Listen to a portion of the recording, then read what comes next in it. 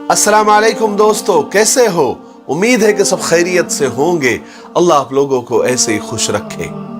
آپ تو جانتے ہیں کہ میں نے اب تک سینکڑوں قصے بیان کر دیے ہیں، لیکن اس میں سے کچھ قصے ایسے ہیں جو میرے دل کو لگ گئے اور میری آنکھوں کو نم کر گئے۔ آج کا قصہ بھی انہی قصوں میں سے ہے۔ آپ اسے سننا ضرور، اور اچھا لگے اور سبق ملے تو اسے شیئر ضرور کرنا۔ قصہ یہ ہے کہ ربیع ابن سلیمان رحمت اللہ علیہ کہتے ہیں کہ میں ایک مرتبہ حج کے لیے جا رہا تھا، میرے ساتھ میرے ساتھی بھی تھے۔ جب ہم کوفہ پہنچے تو ہم کچھ ضرورت کا سامان خریدنے کے لیے بازار میں گھوم رہے تھے، تو میں نے دیکھا کہ ایک ویران سی جگہ پر ایک خچر مرا ہوا ہے، اور ایک عورت جو بہت برا گندہ حال ہے، اس کے کپڑے بہت بوسیدہ اور بہت میلے کچیلے ہیں، چاقو لیے اس خچر کے گوشت کے ٹکڑے کاٹ کاٹ کر اپنی تھیلی میں بھر رہی ہے۔ مجھے خیال ہوا کہ یہ مردار گوشت لے کر جا رہی ہے، اس پر خاموش رہنا ٹھیک نہیں ہے، شاید یہ عورت لوگوں کو پکا کر یہی کھلاتی ہو۔ سو میں نے چپکے سے اس کا پیچھا کیا، اور ایسے پیچھا کیا کہ وہ مجھے نہ دیکھے۔ وہ عورت ایک بڑے سے مکان پر پہنچی جس کا دروازہ بہت اونچا تھا۔ اس عورت نے جا کر دروازہ کھٹکھٹایا، اندر سے آواز آئی، کون ہے؟ اس نے کہا، میں تمہاری بدحال ماں ہوں، دروازہ کھولو۔ دروازہ کھولا گیا، گھر میں 4 لڑکیاں نظر آئی جن کے چہرے سے بدحالی، مصیبت، پریشانی، فاقے کے آثار ٹپک رہے تھے۔ وہ عورت اندر گئی اور تھیلی ان لڑکیوں کے سامنے رکھ دی۔ میں کواڑوں کے اندر سے جھانک رہا تھا، میں نے دیکھا کہ گھر اندر سے بالکل خالی اور برباد ہے۔ اس عورت نے روتے ہوئے لڑکیوں سے کہا کہ اس کو پکا لو اور اللہ کا شکر ادا کرو۔ وہ لڑکیاں گوشت کاٹ کاٹ کر اسے آگ پر بھوننے لگی۔ مجھے بہت تکلیف ہوئی، میں نے باہر سے آواز دی، اے اللہ کی بندی، اللہ کے واسطے رک جا، اسے مت کھا۔ وہ کہنے لگی، تو کون ہے؟ میں نے کہا کہ میں ایک پردیسی آدمی ہوں۔ اس نے کہا، تو ہم سے کیا چاہتا ہے؟ 3 سال سے ہمارا نہ کوئی معین ہے، نہ کوئی مددگار ہے، نہ کوئی پوچھنے کے لیے ہم کو آیا، تو کہاں سے آ گیا؟ میں نے کہا، ارے اللہ کی بندی، یہ مردار ہمارے مذہب اسلام میں جائز نہیں ہے، حرام ہے، اسے نہ کھا۔ وہ عورت روتے ہوئے کہنے لگی کہ ہم بھی خاندان نبوت کے شریف سید زادے ہیں، رسول پاک صلی اللہ علیہ وسلم کے خاندان سے ہیں۔ ان لڑکیوں کا باپ بڑا شریف آدمی تھا، اپنے ہی جیسوں سے ان لڑکیوں کا نکاح کرنا چاہتا تھا، لیکن نوبت نہیں آئی، اس کا انتقال ہو گیا۔ اس نے جو کچھ چھوڑا تھا سب ختم ہو گیا۔ ہمیں معلوم ہے کہ مردار کھانا جائز نہیں ہے، حرام ہے، لیکن ہم 4 دن سے فاقے سے ہیں، ہم مرنے کی حالت میں ہیں، اور اس حالت میں ہمارے لیے مردار جائز ہے۔ ربی کہتے ہیں کہ اس کی حالات سن کر میں زارو قطار رونے لگا، میں بے چین سا ہو گیا۔ میں اپنے ساتھیوں کے پاس گیا اور ان سے جا کر کہنے لگا کہ میرا اب حج کا ارادہ نہیں رہا، میں اب حج کو نہیں آنے والا۔ سب نے مجھے سمجھایا، لیکن میں نے کسی کی نہیں سنی۔ میں نے اپنے کپڑے، احرام کی چادریں اور جو کچھ سامان میرے پاس تھا وہ سب لیا، اور میرے پاس نقد 600 درم تھے، وہ سب لیے۔ اس میں سے 100 درم کا میں نے آٹا خریدا، اور باقی کے جتنے بھی درم تھے میں نے آٹے میں چھپا کر اس عورت کے گھر پہنچا، اور یہ سب سامان، آٹا وغیرہ میں نے اس عورت کے حوالے کیا۔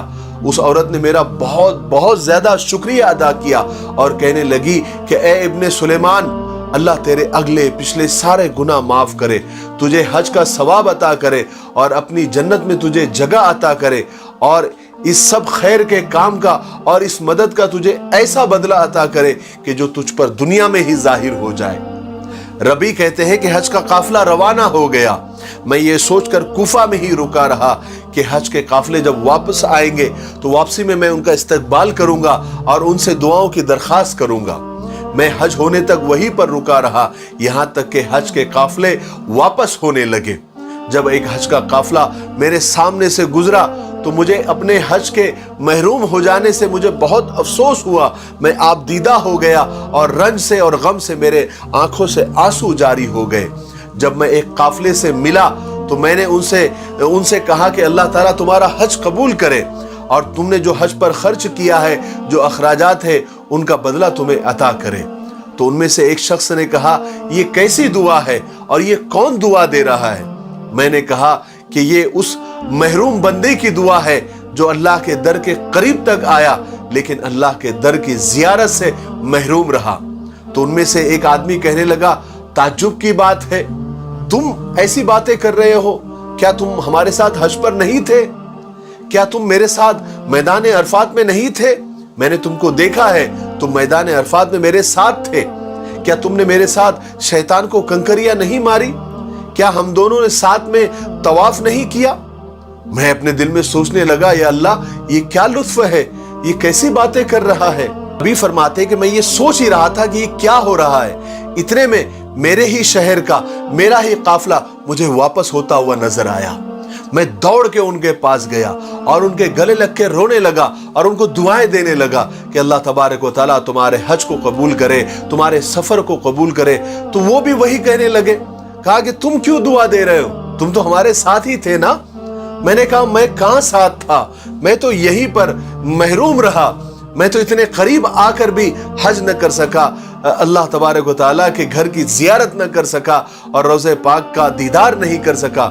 تو کہنے لگے کمال ہے، تم ایسی باتیں کر رہے ہو، کیا تم ہمارے ساتھ عرفات میں نہیں تھے؟ کیا تم ہمارے ساتھ مینا میں نہیں تھے؟ کیا مزدلفہ میں ہم نے کنکر نہیں چنی تھی؟ کیا ہم نے شیطان کو کنکری ساتھ میں نہیں ماری تھی؟ میں نے کہا نہیں بھائی میں نہیں تھا۔ تو ان میں سے ایک آدمی آگے بڑھ کر کہنے لگا کہ عبداللہ ابن ربی تم کیسے انکار کر سکتے ہو؟ کیا تم میرے ساتھ مکہ میں نہیں تھے؟ کیا تم میرے ساتھ مدینہ میں نہیں تھے؟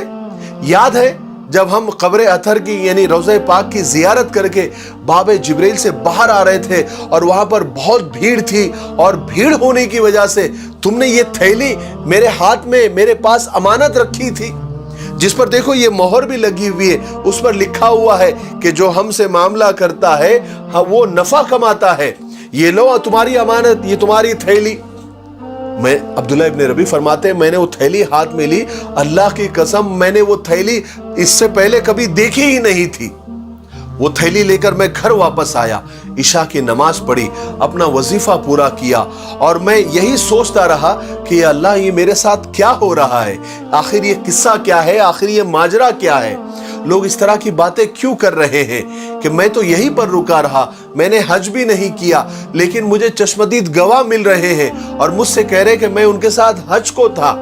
عبداللہ ابن ربی کہتے ہیں کہ اسی کشمکش میں میری آنکھ لگ گئی، خواب میں نے حضور پاک صلی اللہ علیہ وسلم کی زیارت کی، حضور پاک صلی اللہ علیہ وسلم مجھ سے ملے تو تبسم فرما رہے تھے، مسکرا رہے تھے اور ارشاد فرما رہے تھے کہ اے ربی آخر ہم تم پر کتنے گواہ قائم کریں کہ تم نے حج کیا ہے، تم مانتے کیوں نہیں؟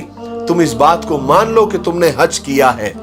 یاد ہے عبداللہ ابن ربی جب تم نے اس عورت پر احسان کیا جو میری اولاد میں سے تھی، میرے خاندان میں سے تھی، اور اپنے حج کا سامان اور اپنے درہم تم نے اس کو دے دیے اور اپنا حج کا ارادہ ملتوی کر دیا، تو اللہ تبارک و تعالیٰ کو تمہاری یہ ادا اتنی پسند آئی کہ اللہ تبارک و تعالیٰ نے اس کا نعم البدل، اس کا بدلہ تم کو ایسا عطا کیا کہ اللہ تعالیٰ نے ایک فرشتہ تمہاری صورت کا بنا کر اس کو حکم دے دیا ہے کہ قیامت تک ہر سال وہ تمہاری طرف سے حج کیا کرے، اور دنیا میں تمہیں اس کا بدلہ یہ دیا گیا کہ یہ 600 درہم کے بدلے تمہیں 600 اشرفیہ عطا کی گئی، تم اس تھیلی کو کھول کر دیکھو۔ عبداللہ ابن ربی رحمۃ اللہ علیہ کہتے ہیں کہ جب میری آنکھ کھلی اور میں نے جب اس تھیلی کو کھول کر دیکھا تو اس میں سچ میں 600 اشرفیہ موجود تھی۔ سبحان اللہ، کیا مزے ہیں عبداللہ ابن ربی رحمۃ اللہ علیہ کے۔ اب قیامت تک وہ فرشتہ ان کے نام سے ان کی شکل و صورت میں حج کرتا ہوگا۔ بے شک یہ بالکل صحیح بات ہے کہ کسی غریب کی، کسی مجبور کی، کسی ضرورت مند کی مدد کر دینا اور اس وقت پر اس کی مدد کر دینا کئی حج اور کئی عمروں سے بہتر ہے اور کئی سال کی عبادت سے افضل ہے۔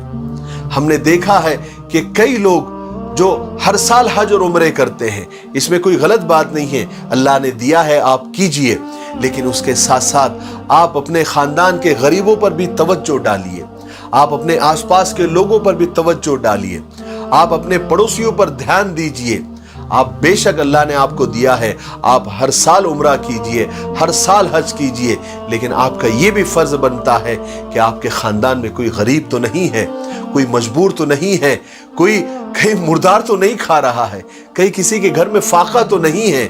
اس پر دھیان دینا بھی ضروری ہے، ورنہ کل قیامت کے دن یہ رشتہ دار، یہ قریبی، یہ دوست احباب تمہارا گریبان پکڑ لیں گے کہ تو ہر سال حج کرتا تھا، ہر سال عمرے کرتا تھا، تو لاکھوں روپے کی شاپنگ کرتا تھا، لیکن ہمارے چہرے تم نے کبھی نہیں پڑے، کبھی آ کر ہمارے گھر کا حال نہیں دیکھا، ہم پر فاقے تھے، ہم پھٹے پرانے کپڑے پہنتے تھے، تم نے یہ نہیں دیکھا۔